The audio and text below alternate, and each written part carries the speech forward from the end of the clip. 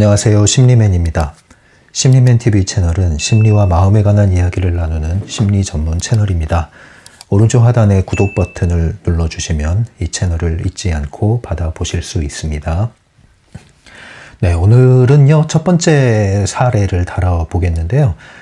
36페이지에 나오는 첫 번째 사례가 있습니다. 바딤젤란드의 독자죠. 독자가 보내온 사연이 소개되고 있는데요. 책을 다 구입을 하셔서 읽고 계신가요? 아니면 다 읽으셨나요? 왜냐하면 책을 읽었다는 전제하에, 그리고 책을 가지고 계시다는 전제하에 진행을 할 거니까요.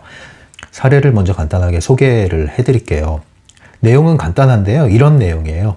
고양이가, 고양이를 제가 어떻게 그려야 될지 모르겠네요. 곰이 돼버렸네, 고양이가. 저희 집 옆에도 이 검은 고양이가 있고요. 그리고 이 동네 이제 고양이를 많이 기르죠. 강아지를 제일 많이 기르는데 고양이도 많이 기릅니다. 그리고 고양이들을 방목을 하잖아요, 그냥.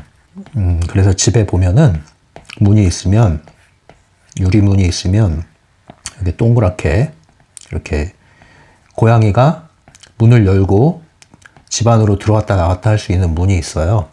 그래서 고양이들이 이런 거에 익숙하고, 뭐 길냥이든 남의 집 고양이든 자유롭게 이렇게 드는 걸 허용하다 보니까 이 집 저 집 이렇게 들어갔다 나왔다 하는 경우가 있거든요.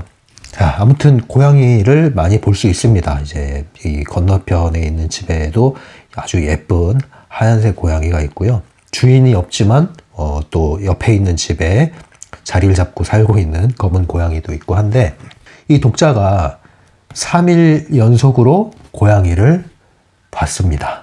3번을 이제 연속적으로 봤는데, 첫 번째는 이웃집 고양이를 봤어요. 근데 이웃집 고양이가 죽었대요. 죽는 걸 본 거예요. 자, 그리고 두 번째, 다음날.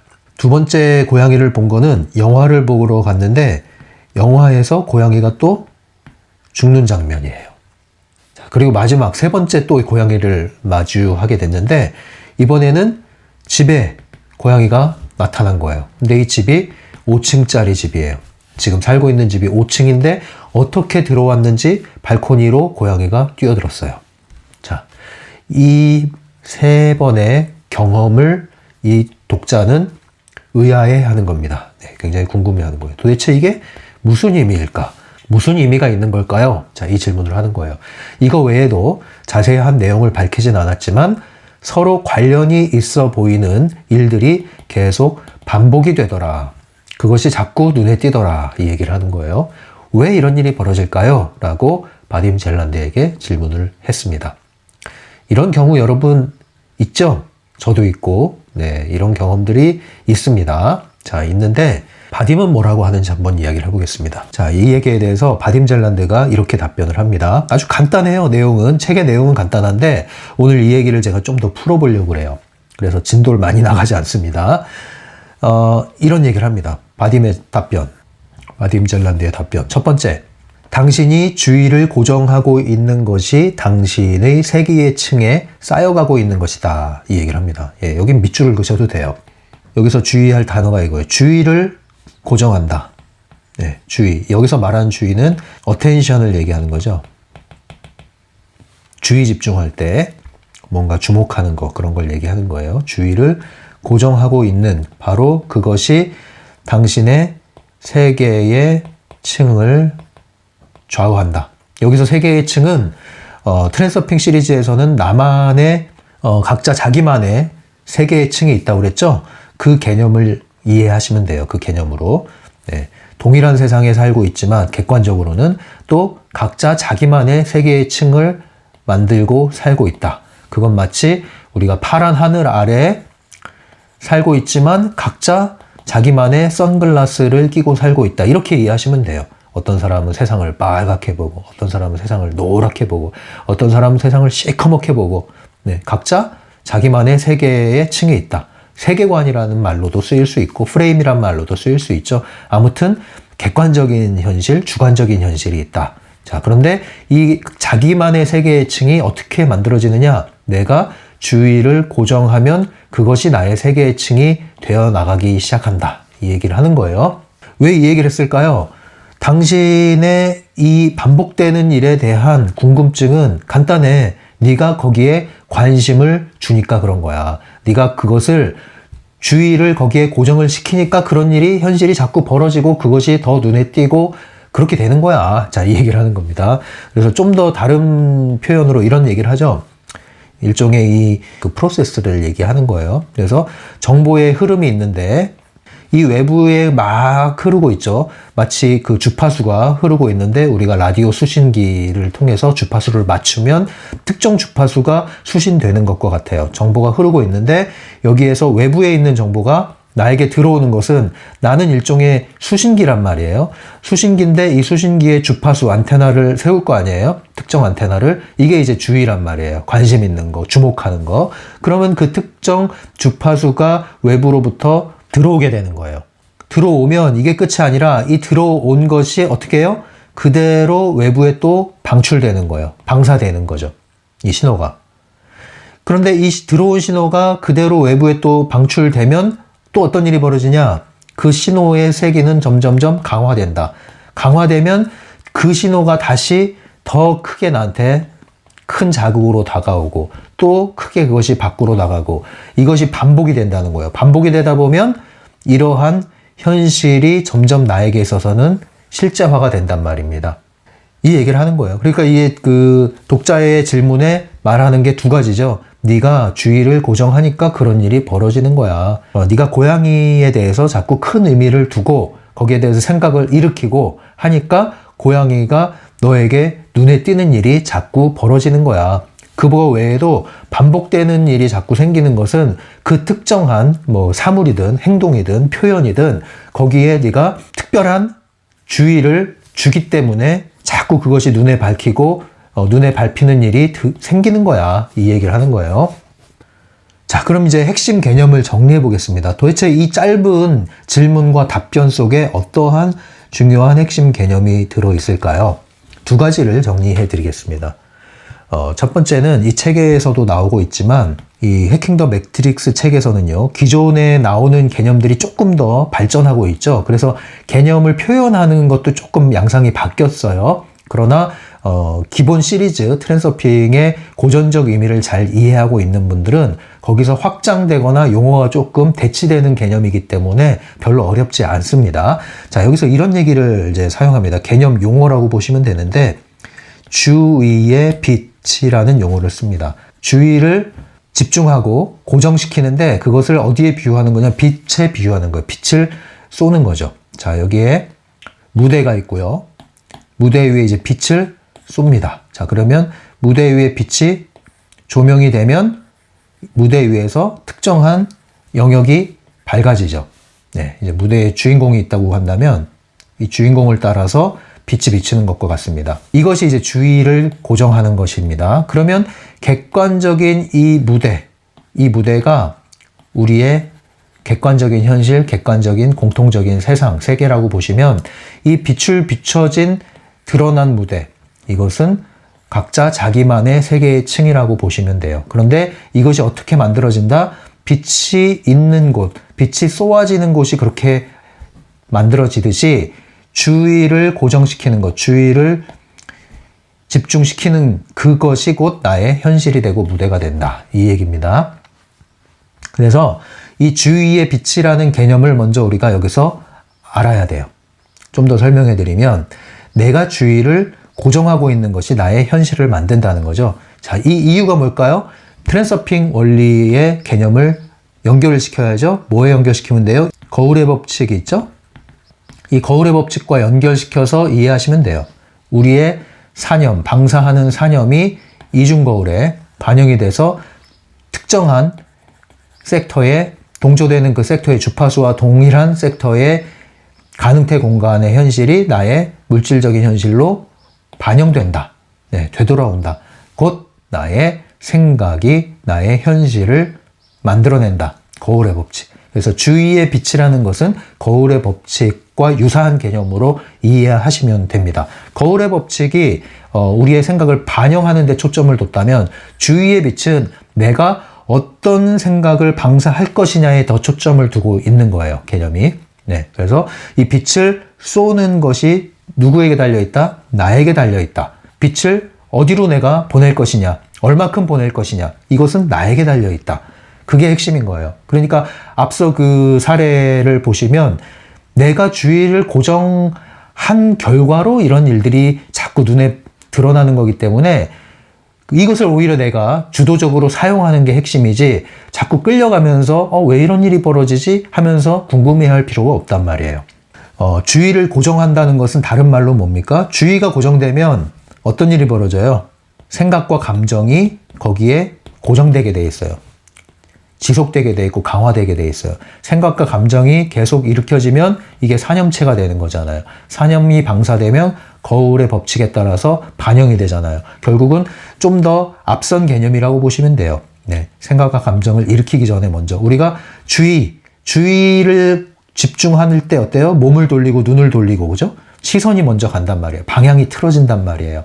그래서 이 생각과 감정에 앞서서 우리는 무엇에 주의를 기울이는가 이것이 훨씬 더 중요하게 부각되는 거죠. 우리가 어떤 것을 주의하느냐, 관심을 기울이느냐 이걸 이제 점검을 해봐야 되는 거죠. 자, 그래서 여기서 또 하나 봐야 될 건 근데 이거예요.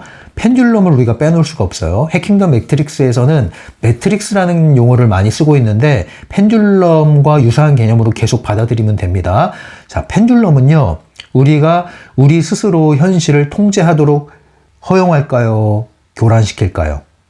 그쵸. 펜듈럼은 결코 우리가 깨어나는 것을 용납하지 않습니다. 매트릭스의 배양기에서 그것을 끊어내고 자유를 획득하는 것을 원치 않습니다. 현실을 있는 그대로 바라보는 것을 원치 않습니다.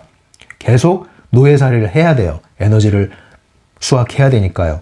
자, 그래서 펜듈럼이 하는 건 뭐예요? 스스로 우리 현실을 통제하지 못하도록 주의를 교란시키죠. 그리고 주의를 빼앗습니다. 그리고 결국에는 주의를 사로잡습니다. 그래서 이 주의라는 것을 잘 주의하셔서 받아들이셔야 돼요. 주의의 빛을 쏘는 주체가 될 것이냐? 아니면 주의를 교란시키고 주의를 빼앗고 주의를 사로잡는 펜듈럼에 휘둘릴 것이냐?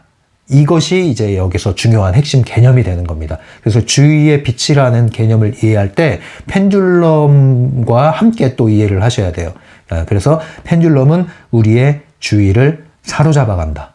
빼앗아간다. 계속 교란시킨다.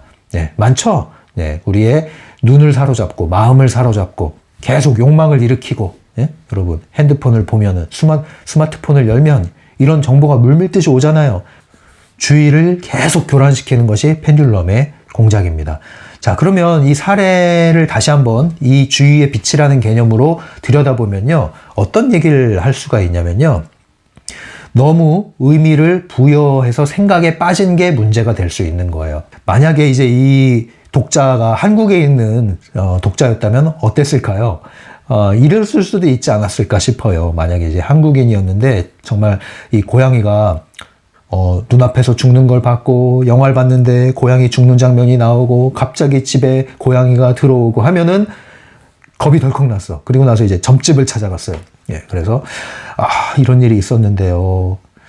도대체 이게 무슨 신호라도 있는 걸까요? 이걸 어떻게 받아들여야 될까요? 그랬더니 점술가가 이제 그런 얘기를 한 거예요. 이거는 이제 큰 사고가 날 수 있는 것을 예언하는 하나의 신호입니다. 예, 그래서 구술해서 이것을 막지 않으면 큰 사고가 날 수 있으니까 조심하셔야 된다고. 지금 그 사인이 오는 거라고. 자, 이런 얘기를 하면 여러분 어떡하겠어요? 겁을 덜컥 먹겠죠? 겁을 먹고 아마 이제 그 돈을 내고 또 구술을 할지도 몰라요. 이게 바로 펜듈럼에 포획되는 거고, 이게 주의가 흔들리고 빼앗기고 펜듈럼에게 포획되는 걸 말하는 겁니다. 그럴 필요가 없단 말이에요. 그러면 결국에는 이제 그 고양이가 반복적으로 내 일상에 나타난 것으로 인해서 펜듈럼에 포획되는 결과를 맞이한단 말이에요. 왜 그랬어요? 그 주의의 빛의 주인이 되지 못하고 주의가 교란됐기 때문에 그런 거예요. 사흘 연속 고양이를 보든 열흘 연속 고양이를 보든 고양이가 눈에 띄는 거는 그냥 고양이가 눈에 띄는 거예요. 그냥 그렇게 넘어가면 아무 문제 없었을 장면이란 말이에요. 근데 거기에 의미를 부여하려고 하기 시작했어요. 이게 뭐지? 이게 뭐지? 이게 문제였단 말이에요. 그래서 제가 오히려 궁금해하는 건 이거예요. 이 사례에서 궁금해하는 것은 왜 이 독자는 고양이에 대해서 이렇게 큰 의미를 부여하게 되었을까? 제가 볼 때는 아무래도 그냥 고양이 본 거하고 또 다르죠. 고양이의 죽음이라는 거. 혹시라도 이 죽음이라는 것에 뭔가 불길한 예감이 들진 않았을까? 약간 부정적인 의미가 개입되진 않았을까 하는 생각이 들어요. 그래서 이것이 주의를 사로잡은 게 아닌가 싶어요. 그렇다고 한다면 이 독자에게 제가 물어보고 싶은 것은 이 고양이의 죽음이 당신에게 어떠한 의미입니까? 이거를 한번 탐색하고 싶어요. 이 고양이가 죽은 것을 봤을 때 어떤 생각과 어떤 감정, 느낌이 올라왔습니까? 무엇이 상상이 되던가요? 어떤 불안이 있나요? 이 죽음에 대한 탐색을 해보고 싶어요. 그래서 결국에는 밖에서 고양이를 여러 번 본 게 중요한 게 아니라 그것을 통해서 당신이 주의가 흔들리게 된 이유가 뭔지를 찾아보고 싶다는 거죠. 그 존재를 한번 탐색해보고 싶다는 거죠. 예, 만약에 이분이 한국 독자였고 저에게 질문을 했으면 그거를 질문했을 거예요, 저는. 자, 두 번째 이제 핵심 개념 보겠습니다. 두 번째 핵심 개념은 이런 구도로 한번 살펴봐야 돼요. 이것은 우연인가? 메시지인가? 뭐 영혼의 메시지인가? 우주에서 온 메시지인가? 천사가 주는 메시지인가? 네. 뭔가 반복되는 것, 네. 우연히 반복되는 것. 자, 예를 들면 뭐 11시 11분 이것을 매일 아침마다 11시 11분이 되면 이걸 자꾸 보게 돼. 예. 또는 4시 44분. 이 시계를 딱 봤는데 4시 44분이야. 어제도 오늘도 내일도. 네. 또는 뭐 666 이 숫자. 예. 뭐 666 숫자도 말이 많아요. 뭐 코로나 때문에 666 말이 많아요. 자, 이런 것들. 소위 뭐 엔젤 넘버라는 말도 있죠. 그래서 엔젤 넘버란 말이 있어가지고 뭐 이것은 천상의 메시지다. 뭐 이런 얘기도 하는데, 자, 제가 결론적으로 먼저 말씀드리겠습니다. 대부분은 억측입니다. 억측. 예, 억지 주장. 말도 안 되는. 설령 천사의 메시지라고 합시다. 무슨 메시지를 주던가요? 여러분들에게. 자, 그런 질문을 한번 해보세요. 별 의미 없습니다. 별 의미 없어요. 예. 자, 일단은 그렇게 말씀드릴게요. 너무 그런 것에 신경 쓰지 마세요. 신경쇠약 걸려요. 신경쇠약. 이런 것에 지나치게 신경 쓰는 사람들일수록 현실의 기반이 점점 약해집니다. 예. 그러니까 큰 의미를 일단 부여할 필요가 없어요. 일단은. 또 그나마 뭔가 행운이 오려나? 차라리 그런 생각을 하면 차라리 좋은데 뭐 4시 44분 딱 시계를 봤는데 4시 44분이고 사람을 만나기로 한 장소에 갔는데 엘리베이터가 4층을 눌러야 되고 이런 거. 네? 테이블에 앉았는데 테이블 번호가 4번이고 막 이런 거. 자, 이런 거에 의미를 부여하지 말란 말이에요. 부정적인 의미를 부여하지 말란 말이에요. 이제 소위 이런 것을 자주 하시면 어떤 일이 벌어집니까? 징크스라는 게 생기죠. 징크스. 그리고 불안이 점점점 고조되기 시작합니다. 네. 이런 걸 기가 막히게 잘 찾는 사람들이 있어요. 누굽니까? 일희일비의 달인들이에요. 일희일비의 달인들. 특기입니다. 그런 분들의 특기. 이런 거 하지 마세요. 예. 이런 거 하지 마세요. 신기해요? 신기하다고 하더라도 그냥 이런 것이 자꾸 나에게 다가오는 것에 대해서 큰 의미를 부여하지 마십시오. 심리적인 효과인 경우가 많이 있습니다. 우리가 어떤 것을 관심하면요. 관심하는 게 뭐예요? 가치를 부여하는 거고 의미를 부여하는 거죠. 그러면 주의를 더 기울이게 돼요. 주의를 더 기울이고 내가 어떤 의도를 자꾸 하게 됩니다. 보려는 의도. 그러면 더 잘 보여요. 더 잘 보이면 그 의미가 점점 커져요. 의미가 점점 커지면 그게 바로 중요성이 들어가는 거죠. 중요성이 들어가면 어떤 일이 벌어진다고 그랬어요. 이것을 행운으로 여기든 네? 좋은 징조로 여기든 결국에는 중요성이 들어가면 그 반대작용이 일어난다고 그랬잖아요. 그러니까 일희했다, 일비가 일어나는 거예요. 일희, 일비. 좋았다, 나빴다, 오르락 내리락 하는 일만 벌어지지 반복되는 이런 신호에 지나친 의미 부여를 하지 마시라는 거예요. 그러면 그냥 일희, 일비 하다 말아요. 일희, 일비 하다 말아요. 별 의미 없단 말이에요. 요행을 기다리는 사람들은요, 이 패턴을 반복하게 돼 있어요. 일희, 일비 패턴. 그러니까 요행을 바라지 말고 자꾸 어떤 행운을 바라지 마세요. 너무. 예, 얕은 방식의 일희일비하게 돼 있어요. 결국은 좋아도 별 의미 없단 말이에요. 패턴이에요. 패턴. 예. 예를 들면 뭐 그런 사연 많이 오거든요. 주차장에 갑자기 자리가 확 나서 주차를 쉽게 할 수 있었다. 이건 어떤 의미냐. 돈을 주었다. 이건 어떤 의미냐. 일희일비 패턴입니다. 일희일비 패턴. 물론 여러분들이 지속적인 긍정적 사념의 방사에 의해서 그러한 작은 일상에서의 변화가 조짐으로 나타나는 경우도 있는데요. 대부분은 그게 아니란 말이에요. 대부분. 제가 접한 사례의 대부분은 일희일비 패턴이란 말입니다. 요행을 바라고 그것을 큰 의미를 부여했던 것일 뿐이란 말이에요. 그런 경우엔 별 의미가 없다니까요. 오히려 그런 분들에게 제가 질문하는 건 이거예요. 만약에 주차장에 자리가 안 나면 어떡하겠습니까? 그래서 성질내고 짜증냈어요? 별 의미 없는 거예요, 그러면. 그건 트랜서핑도 아니고 시크릿도 아니에요. 만약에 돈을 주운 게 아니라 지갑을 잃어버리면 어떡하겠습니까? 그때 여러분들의 태도가 진짜란 말이에요. 성질 나죠, 뒤집히죠. 그러면 별 의미 없단 말이에요. 그거는 트랜서핑도 아니고 시크릿도 아니에요. 아셨죠?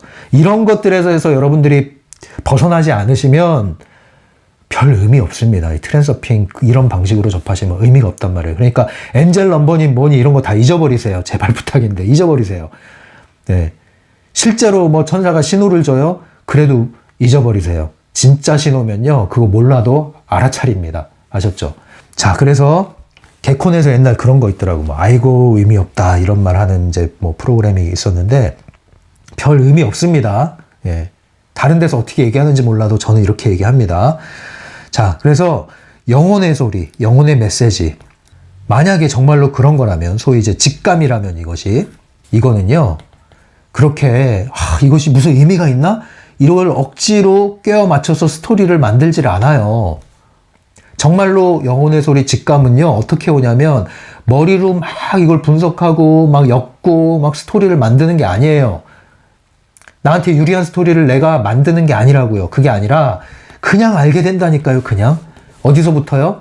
안에서부터. 네. 생각으로는 이해가 안 된다니까요. 그런데 안에서부터 왠지 모를 확신이 차올라요. 이거는 이런 뜻이야. 그 직감, 육감. 이런 거란 말이에요. 그래서 따르게 된단 말이에요. 그러니까 머리로 분석하는 순간 이건 이미 아니란 뜻이에요. 영적인 세계에서는요, 물론 우연이라는 게 없어요. 예.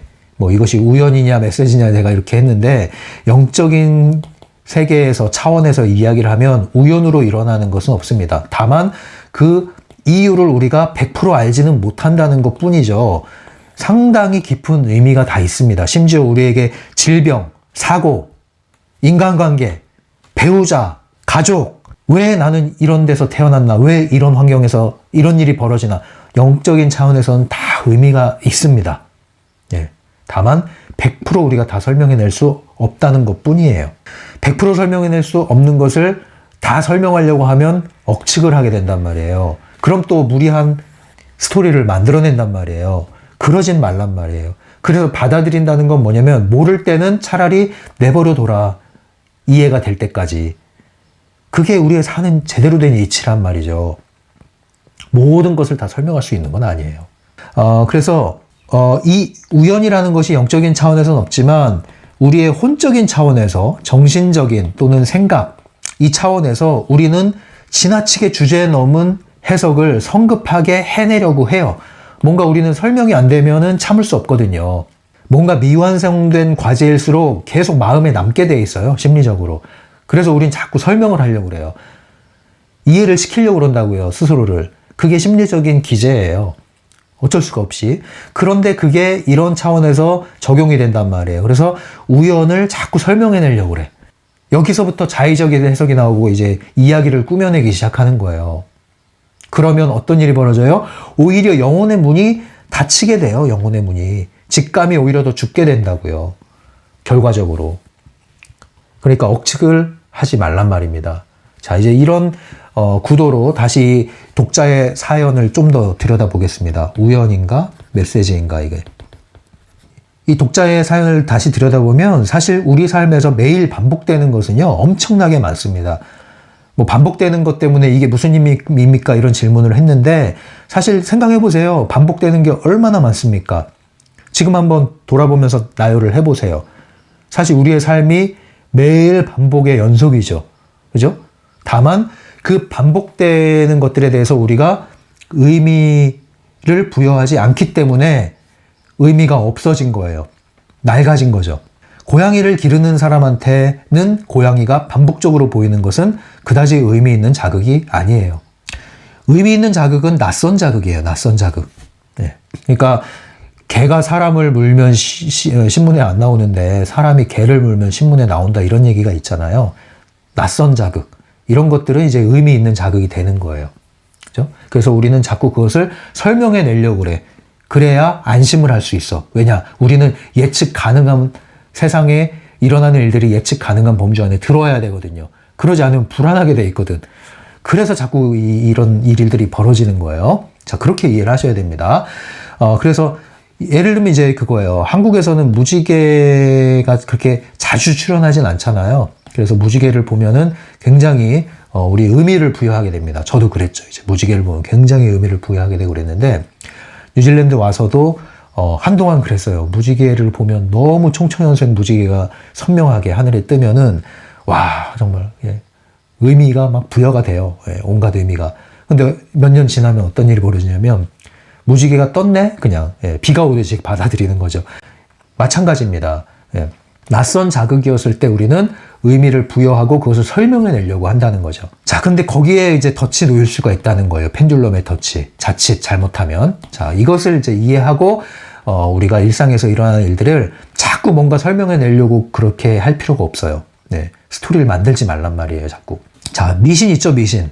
미신과 관련 있는 자극, 이런 것도 이제 의미가 자꾸 부여되고 중요성이 그럼 들어가고 그래서 자꾸 그런 것들이 주의를 끌게 되고 또 실제 삶에 영향을 미치고 이런 거거든요. 뭐 징크스니 미신이니 이런 것을 믿는 사람들은 이걸 받아들이고 중요성이 부여된 것이기 때문에 그런 것이 더 눈에 들어오고 그래서 그 사람한테는 이 미신과 징크스가 영향을 미치는 거예요.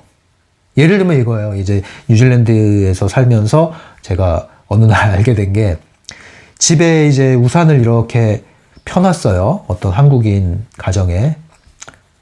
우산을 말리려고 집 안에다가 우산을 이렇게 펴놨는데 키위 여기 현지인이 그걸 보더니 뭐라 그러는 거예요. 당황하면서. 왜냐하면 뉴질랜드에서는 집 안에서 우산을 펴놓으면 이거는 굉장히 좀 부정타는 불행을 가져오는 그런 미신이 좀 있거든요.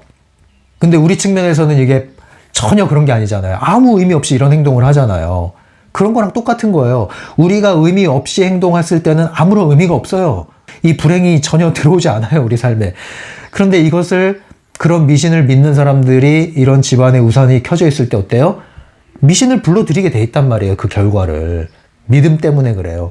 그러니까 그런 의미로 이제 받아들이셔야 됩니다. 그래서 영혼의 메시지는요, 서로 관련 있는 것들이 자꾸 단순히 반복되는 것으로 설명되는 게 아니에요. 네, 뭐 고양이가 계속 출몰했다, 똑같은 물건이 계속 눈에 보인다, 어떤 특정한 행동이 자꾸 반복돼서 내 앞에 나타난다, 사람들이 한다, 이런 것으로만 해석되는 게 아니에요. 영혼의 메시지는. 오히려요, 영혼의 메시지는요, 서로 관련이 없어 보이는 자극들이 연결이 되면서 내가 의도한 거, 내가 목표로 한 거, 그것들을 설명해 주는 거죠. 그것들을 지지해 주기 시작하는 거예요. 연결되기 시작하는 거예요. 이게 영혼의 메시지입니다. 네. 나는 평상시에 아무 의미가 없다고 여기던 것들이 의미 있게 재조합되면서 내가 추구하는 목표나 의도와 연결이 되기 시작하는 거예요. 이게 영혼의 신호입니다. 그래서 이 연결이 됐을 때 어떤 영향을 미쳐요? 나를 지지해주고 지원해주는 자극으로 작용하거나 아니면 반대로 나를 막아. 예, 자꾸 못 가게 만들어. 그래서 나를 보호해줘. 이 두 가지 역할을 하는 거예요. 나를 보호하거나 지원하거나.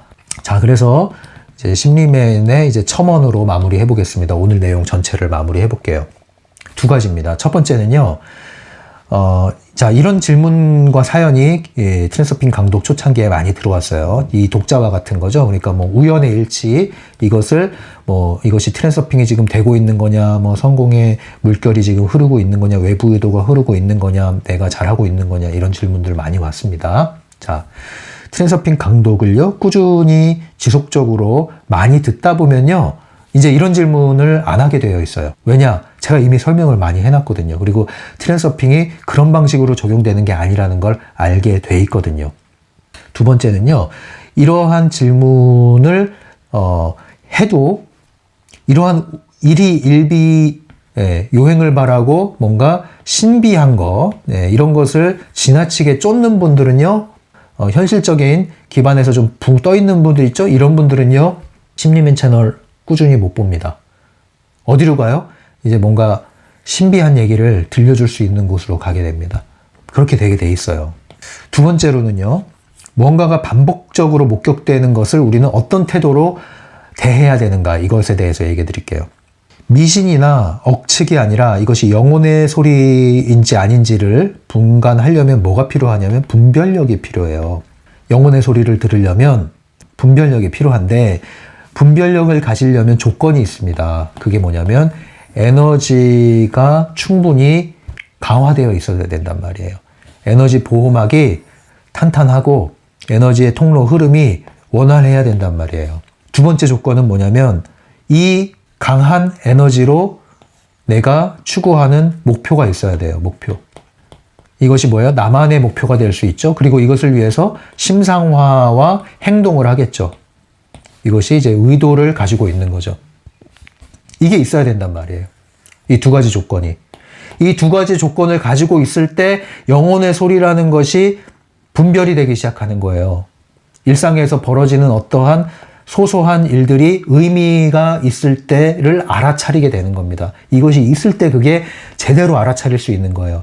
근데 이 일희일비의 달인이 되면요, 요행을 쫓는 사람이 되면은 에너지도 약하고 통로도 막혀 있고 영혼의 소리 문이 잠겨 있고 생각은 복잡하고 목표는 희미하고 그 상황에서 눈앞에 어떤 일이 벌어지면 일희일비하게 된단 말이에요.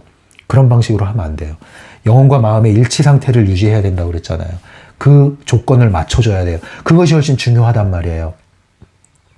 그래서 에너지 균형 상태를 유지하는 것이 훨씬 중요한 거예요. 반복되는 일에 대한 의미를 자꾸 캐려고 하지 마시고 중요성 제로 상태를 만드시고 마음과 영혼의 일치, 생각과 느낌의 일치를 자꾸 이루려고 하셔야 된단 말이에요. 이게 한마디로 얘기하면 뭐예요?